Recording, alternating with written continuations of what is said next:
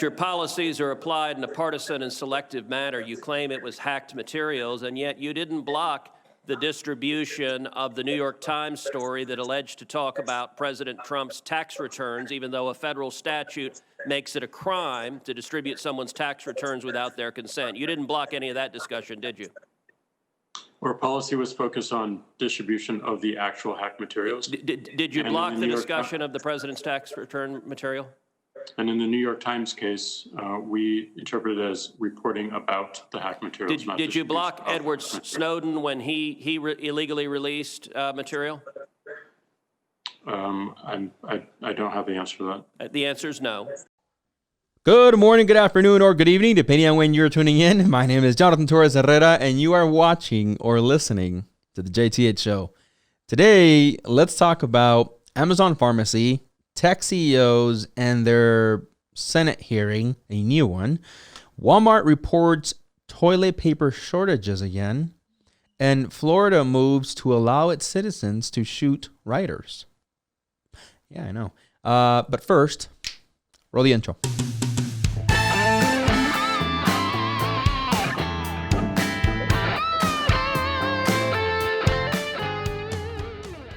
All right, and as always, remember that you can listen to any of our episodes on Spotify, Apple Podcasts, Google Podcasts, or Radio Public. And if you're already listening there, well, thank you very much.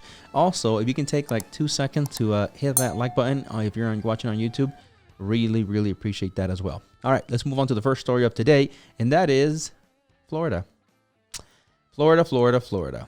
Now, a lot of people will probably say, you know, JT, that really doesn't surprise me that of all places, right? Florida will come up with, such a law that essentially would allow their citizens to shoot someone else and kind of get away with it. Now, I should remind you that Florida is the place where the stand your ground yes, I believe it's stand your ground exists. And essentially what that means is that if you are being attacked or something, you can defend yourself with deadly force. Now, some of that went into play, if you remember, with the Trayvon Martin story, right? That happened in Florida, and with that whole tragic situation, that's how you had the POS person that killed Trayvon get away with it because he was claiming, hey, stand your ground. Now, this new piece of legislation essentially says, it's coming out of Fox News, by the way. Essentially, it says that DeSantis, right? Florida's DeSantis moves to allow citizens to shoot looters, rioters, targeting businesses. Now, this whole thing comes after Florida has seen an increase, a protest that later on turned violent. Now, I've said this before plenty of times. When you have people out doing their demonstrations, their protests, right? It's one thing. But as soon as they turn violent, as soon as they turn to the point where you have businesses being burned down, you're going to lose a lot of people. And I'm one of them, to be quite frank. I'm not with the whole idea of, hey, let's go ahead and wait until we have enough people or people are rowdy enough to get them to start throwing, whether it's Molotov cocktails, where they're throwing them and then they blow up, right? Because whatever they have some type of liquid, some kind of ignition that, ignites once it's thrown. You're hitting officers with lasers that, can be damaging to the eyes. Of course, you're going and spray painting on businesses, which, by the way, many times they belong to people, to owners that are actually with the whole demonstration, right? I've seen articles where, you have people that are like, hey, I'm actually with BLM, for instance, right? And my business got burned down to the ground. Like, I supported people coming into my business with BLM. In fact, I don't know that I can find it, but I remember a while back, like way back at the beginning of the year, there was an owner, a black business owner, who said that he gave discounts for people that came in and spoke with him about BLM. It was like an unofficial BLM discount. I believe he owned like a barbershop or something. It was a very minor story, but the point, I guess, was that he had his business burned down along with others. It's insane, right? So Florida here, I guess, is trying to take it a step further and saying, you know what, we got to give our business owners something to defend themselves with, right? Without feeling like they're going to be prosecuted later on for defending. I'm one side of me says, this is insane. What are you doing? That's why I made that whole joke at the beginning where it's like, yeah, of all places, Florida, because Florida usually comes up with some pretty crazy shit.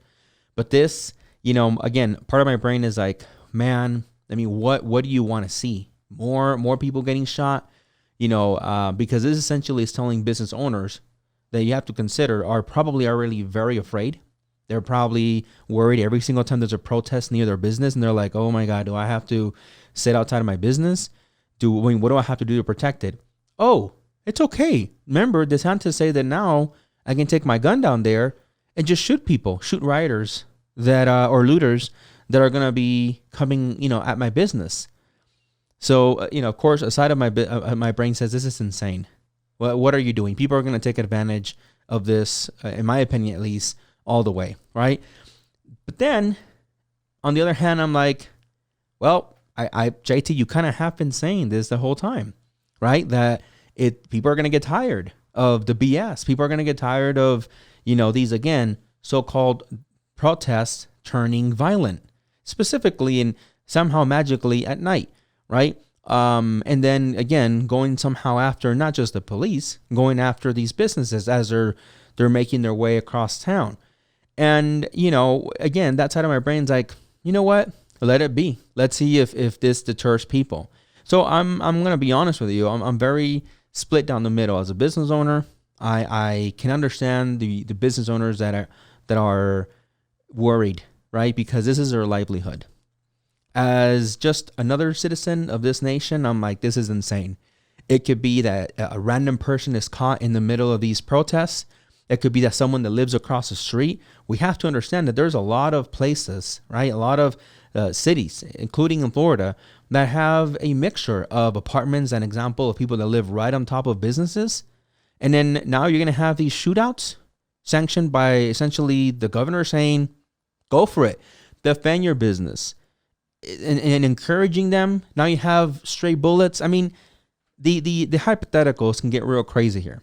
So, am I 100% with this? No. Do I understand where the frustration is coming from? Yes, and you should too. I don't think anybody really should just be, blindly for one side or the other. I don't think people should be like, yeah, screw them. Get your guns out. Let's start getting, buying guns in crazy amounts. And, let's just, sit outside our businesses and throwing people that, hey, I'll shoot you because I can now. No, right? Hell no. I'm not for that at all.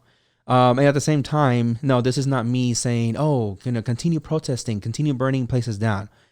Absolutely not as well. No. So this should be, if anything, a warning for many people, because if this, allegedly, by the way, this anti-mob is only, I believe, being drafted. I don't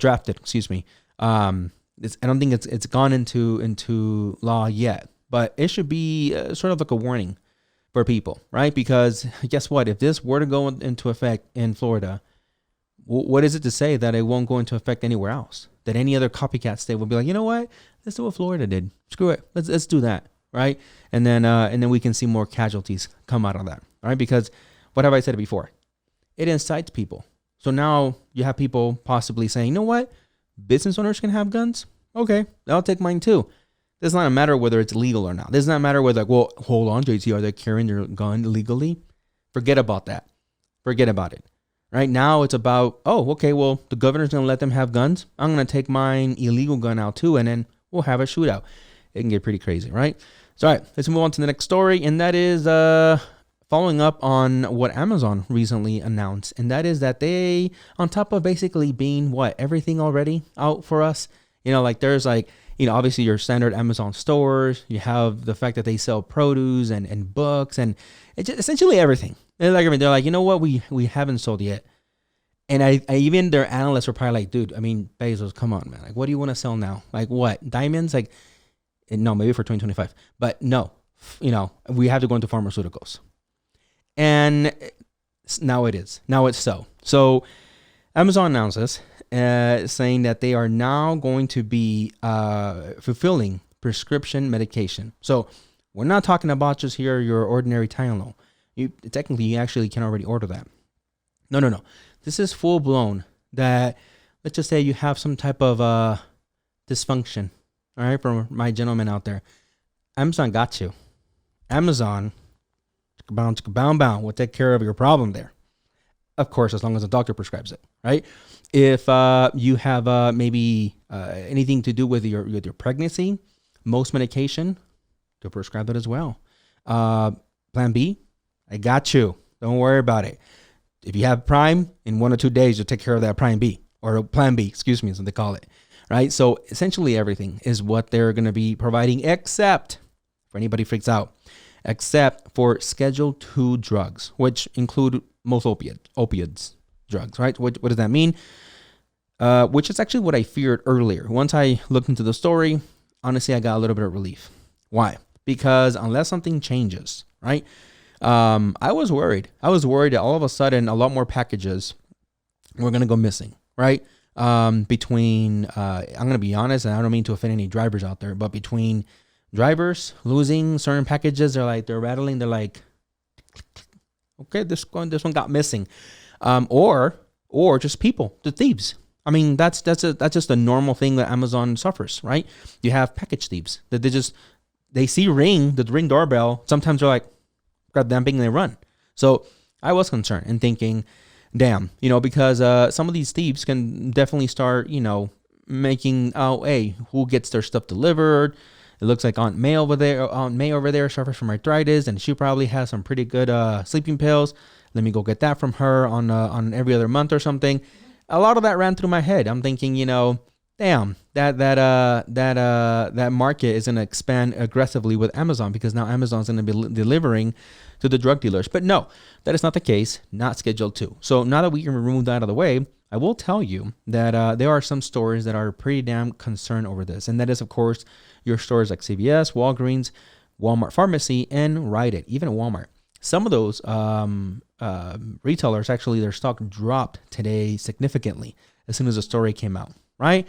Because you have, of course, again, someone that has proven their power in the world. I was going to say in the U.S., but in the world, because Amazon is expanding everywhere, right? So they have proven their capacity to get shit done.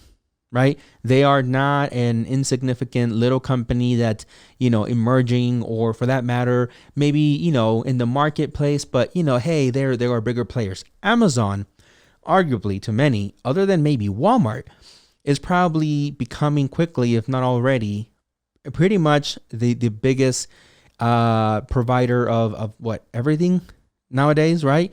Other than automobiles. And again, Jeff Bezos is like, hold my beer. I got you for 2030, the Amazon car or something crazy like that. So because they have proven their power in the marketplace, a lot of these stores now, I guess you can call them smaller stores in comparison, like Walgreens.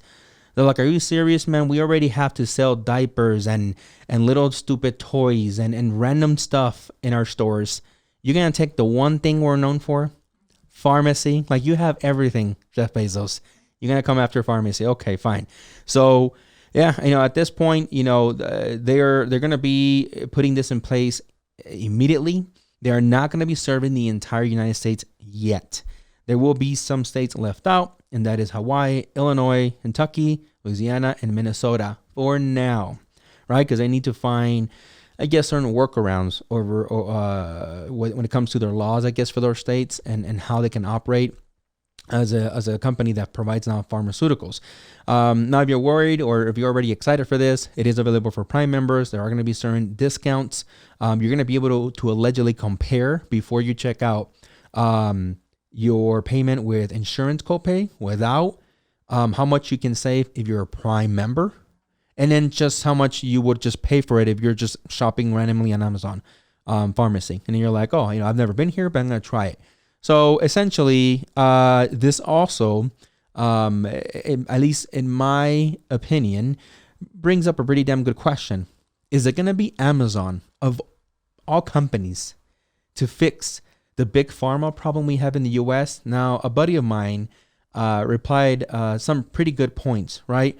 In fact, I can't remember them all, but he says some stuff like, hey, there's going to be some stuff that you're going to have to reform. An example, patents, that is a big problem in the United States, specifically when it comes to some of these companies patenting their medication and then just marking up the prices like crazy. So, he brought up some good points. Now, even though I can consider all that and how difficult it could be, we're talking about Amazon here. We're not just talking about Walgreens or CVS, right? Amazon, who if they're going into this, it's because they're not going into it to lose. At least not from my point of view, right? And if they're going into this, it's because they see money, they see potential. Because like I've said about pretty much every big company, right? I've said it before. These companies are not, the Mother Teresa or nonprofits or whatever, right? They're not doing it just because of the good of the people. No, they're doing it because of the good of their pockets. And if they're going into to deliver, pharmaceuticals, it's because they see a lot of potential. Now, with that, I think the only way for them to be able to do something crazy like this and to think like this is a good idea, not only obviously there's a demand, but in my opinion, is because I think they already have a plan, right? Lobbyists ready to go to figure out how they can, keep some government politicians happy. Because, by the way, something else that I pointed out, there's going to be a lot of politicians that are going to be pretty pissed off. Because if you're not aware, even if you do live in the United States, there's a lot of, what I'm going to say, corruption, right? I was thinking of a better term, but it's corruption, right? That you hear that happens between high-ranking political officials. You have the lobbyists that are kind of like in between the politicians and then big pharma, right? The actual manufacturers, and in between all three of them, they pass money around. They keep prices very high, and that's why in the United States it is ridiculous how much debt we have just to the medical or healthcare industry. It's insane. And a large chunk of that is because, it is true what they say, that unfortunately many people in the United States are addicted to their pharmaceuticals. They're addicted to whatever it is that they prescribe, because anything that you have, by the way, wrong with you in the United States is like, I got a pill for that. And then it's like, okay, but if I take 2 pills, I get nauseous. We got a pill for that too. And at the very most, if it's not a pill, it's like one of those syrups. You take a little syrup, you take 2 pills in the morning, 2 at night, boom, you're fixed. You come back in 2 years when you grow a third eye, and we'll fix that with a pill as well. It's insane. So in my opinion, right, when it comes to Amazon, it is because they have a plan. And if in fact, right, which leads me to my point with this, if in fact they somehow fix the crazy, outrageous prices that we pay when it comes to medicine, that's I don't know, to me it's just mind blowing that you have heard it for, again, for those people that follow this conversation for years, that the United States has a problem with how expensive medicine is. And all of a sudden, here comes Amazon. Never forget what they started. A bookseller. And they fixed our pharmaceutical problem, when it comes to prices. That, to me at least, mind blown, right? I hope it happens. Honestly, I hope that they get past a lot of those hurdles that my buddy was mentioning. Okay, so let's move on to the next story, and that is the toilet paper shortage that we're living through potentially again, according to Walmart. So out of CNN, there is an article titled "Walmart Reports Shortages of Toilet Paper and Cleaning Supplies at Some Stores." So, of course, it is no secret that we are again suffering or seeing some big spikes in COVID cases, right? They are happening pretty much all over the United States. And, we I think a lot of us can probably remember, right? We can probably remember when there was no toilet paper. Now, the toilet paper somehow got all over the place. The toilet paper crisis happened all over the place, right? I saw things from the UK to Australia. There was like nobody, somehow we ran out of toilet paper, right? The COVID, not that I know of, at least, it doesn't, one of the symptoms is not like you have unstoppable, shits, but somehow it did, and everybody needed toilet paper. Of course, you have those people that are opportunists and that were buying them and selling them online, reselling them for outrageous amounts, which, of course, there was some government action taken for people doing that. But now it looks like people haven't learned. It looks like, I don't know if people are like, COVID cases rising, you're like, toilet paper? It means stay home. Buy more toilet paper? Wear a mask. Buy toilet paper. What is wrong with you? I'm sorry. If you're one of those people right now, I guess I don't want to offend you. Like, do you hear go frantic, go buy toilet paper?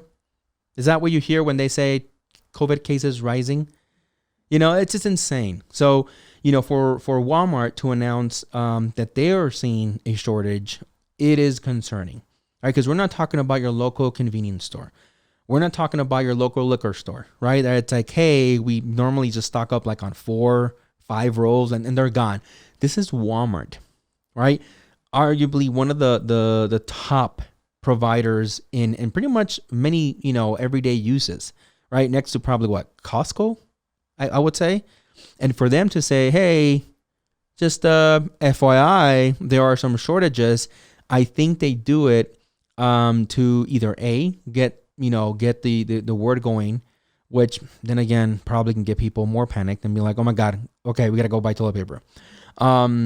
Or simply because, it is something that needs to be, again, handled, and I hate to say this, by the government, right? When they come in and they enact all this crazy, limitations on stock and what you can buy, what you can't buy, which then, of course, triggers people from all over again with saying, oh, my God, the red coats and the red coats this and the red coats that, and government stepping in saying I can't buy toilet paper.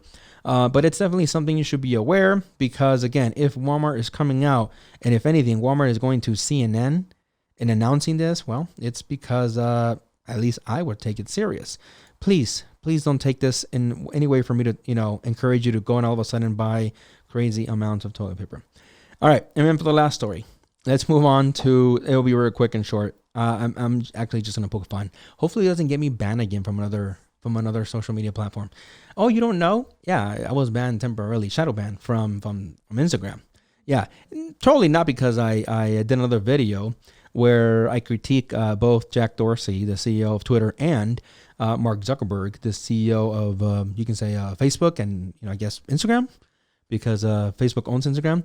But again, these two CEOs had a hearing at the Senate. Why? Well, over Section 230. You can say, well, JT, what is Section 230 again? Good question. I didn't know up until like 5 minutes before this video. Essentially, what it is that a company such as, Facebook, Twitter, essentially companies that just recycle whatever their users publish, right, cannot be held liable, or you can kind of say, to the same standard as a newspaper, or for that matter, a news station, where if you yourself find something that is damaging to you personally from a news paper or a news station, right, you actually can sue them for defamation and for anything else you can throw in that lawsuit. You actually cannot do that to Facebook and Instagram or Twitter, right? Why? Or actually, by the way, to be fair, social media platforms. Why? Well, because technically they're just kind of like a source where people publish, and they just kind of have the tools, the software, the platform, right, for users to do that. But they're not taking any responsibility for the content, right?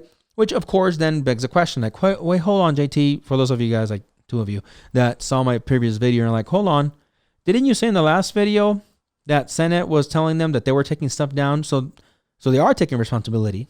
Exactly. So, of course, you have Senator Ted Cruz, again, who loves to go after Jack Dorsey. And by the way, now that we're talking about Jack, this is Jack right here. So you have Jack previously, right, where I said he didn't give a shit. Where he was like, I don't know, hi, maybe some might say. And over here now he cleaned up. I think he watched the JTH show and he was like, JT's right. I got to clean up. I look disgusting. And he copied my hairstyle. I'm not lying. right? He still left his little, thing here on his nose, and that's fine, right? His big ass thing, but he looks cleaner. I will say, he looks better. He should have done that the first time. He also talked, in my opinion, because I watched the hearings. He didn't talk as laid back. I think this time, again, I think he heard me and he's like, yeah, I gotta act like a CEO, damn it. And but again, it didn't matter much to Ted Cruz. Ted Cruz again went at him. This time a little differently. So let's roll a clip of that. Was Twitter being a publisher when it censored the New York Post? No, we have very clear policies on the conduct we enable on the platform. And if there's a violation, we take an enforcement action, and people choose to commit to those policies and to those terms of service. Except your policies are applied in a partisan and selective manner. You claim it was hacked materials, and yet you didn't block the distribution of the New York Times story that alleged to talk about President Trump's tax returns, even though a federal statute makes it a crime to distribute someone's tax returns without their consent. You didn't block any of that discussion, did you? Our policy was focused on distribution of the actual hacked materials. Did you block the discussion of the president's tax return material? And in the New York Times case, we interpret it as reporting about the hacked materials. Did you block Edward Snowden when he illegally released material? I don't have the answer for that. The answer is no. You haven't used this in a selective manner. Let me ask you, were you being a publisher when you forced Politico, another journalistic outlet, to take down their tweets on a topic that you had deemed impermissible? No. We were enforcing our policy and our terms of service. So on October 15th, Jake Sherman, a reporter at Politico, tweeted the following. I tweeted a link to the New York Post story right after it dropped yesterday morning. I immediately reached out to the Biden campaign to see if they had any answer. I wish I'd given the story a closer read before tweeting it. Twitter suspended me. Yeah, so that's a little bit of what happened between Ted Cruz and Dorsey, and then out of Fox News, you have an article, right, that says Cruz shoots down Dorsey's explanation of voter fraud disclaimer. And the disclaimer was, you're a publisher when you're doing that, right? Or at least that's what he said. And that goes to a little, I guess you can kind of say a little warning thing that Twitter likes to put on people that, that tweet something that, Twitter themselves find not to be truthful. And they have a way for them to block it, to take it down, to, again, put that little disclaimer. And, that's when Ted Cruz is like, no, stop. Like, you, by doing those things, you're acting as a publisher, right? Because that's technically what a newspaper does. Like, if you ever have looked into how a newspaper works, and I'm not saying every single newspaper, but I have. You have writers, editors, right? You have different positions, right, that work together in writing these stories. And then you have someone, at the top of the newspaper, right? Usually like the editor-in-chief or someone that says, I don't like the story, I don't like how this came out, has the ability to take it down, right? Which is very similar to how Twitter, in this case, kind of acts. Like, hey, a writer, right? It doesn't have to be a formal writer, but you're right now tweeting something. You're writing something out. You publish it, right? And all of a sudden, Twitter is like, I don't like that. I'm going to have to put a label on that. Or you know what? I'm just going to take your account down, right? That, in itself is basically what Ted Cruz is saying. It's like, you're acting as a publisher, but you're benefiting from Section 230, right? So you can't have your cake and eat it too, Mr. Dorsey, is what essentially Ted is saying, right? And he has a good point, right? Because, as I said before, Twitter probably has people internally that maybe have a very loose, leash on them. And, I'm not saying it's Jack himself taking some of these, tweets down and stuff like that, or making these calls. I do believe that at this point, he is so high up in his own food chain that he's like, you guys take care of this, take care of that. And with that said, you would also think that Jack would now have meetings with his team and say, guys, can you guys please keep me out of these Senate hearings? I'm pretty sure Jack has better things to do, right? So Jack, talk to your team. Since you watched my last video, listen to me now, man. Like, talk to your team. Find out how, you guys can all come to the agreement, because I'm pretty sure you have some people in there that have their biases. Try to play that guy where, we can't take everything tweets out, or no, we cannot take the New York Post, down. Sorry, Bob. You're going to have to take out your anger some other way. You can't just block him just because you're the developer or because you have a fancy title within Twitter. Guys, keep me out of these Senate hearings is really what should be happening internally with Twitter, because I think they're going to continue happening right now. By the way, for those of you guys saying, well, JT, isn't it just easy? Fuck it. Just take away Section 230. Hold on. Right? Hold on. Because if they do that, there could be a lot of changes that actually might make things worse. Why? Because now Twitter, Facebook, Instagram, Snapchat, think of any platform really, even TikTok potentially. Now they're going to have to monitor all their content so strictly that they're going to have to actually take more things down, right? Because now they are going to be held liable for those things. So in fact, that actually might suppress the whole freedom of speech more. No, I truly believe at this point that I think we should leave 230. I mean, sure, you want to reform it since it was built back in put together back in 1996. Sure, I'm sure you can update it. I don't know the whole damn legislation. It's really long. I didn't read the whole damn thing. But sure, update it however you think you can modernize it for 2020 and beyond. But don't get rid of it. If anything, again, you guys need to go back as the CEOs of these companies and speak to your employees, just like Spotify did, right? I mentioned it a couple episodes ago with the whole Joe Rogan thing. There was a lot of Spotify employees that were stomping their legs and, they wanted creative input over Joe Rogan's show. And Joe Rogan said, no, in fact, just for freaking pissing me off, I'm going to invite Alex Jones, which you guys didn't want me to have.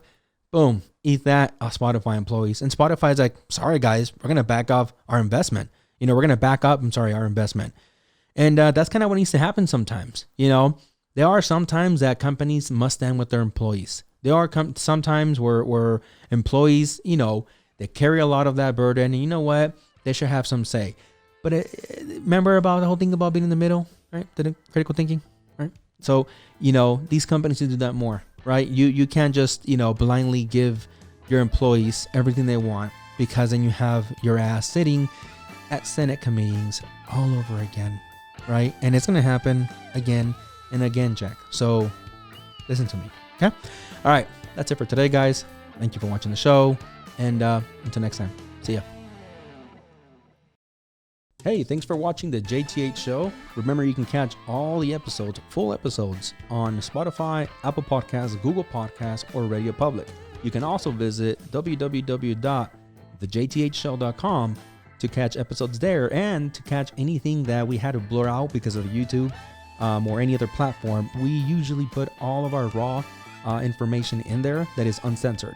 You can also become a member at www.thejthshow.com to catch all the special perks. Thanks for watching.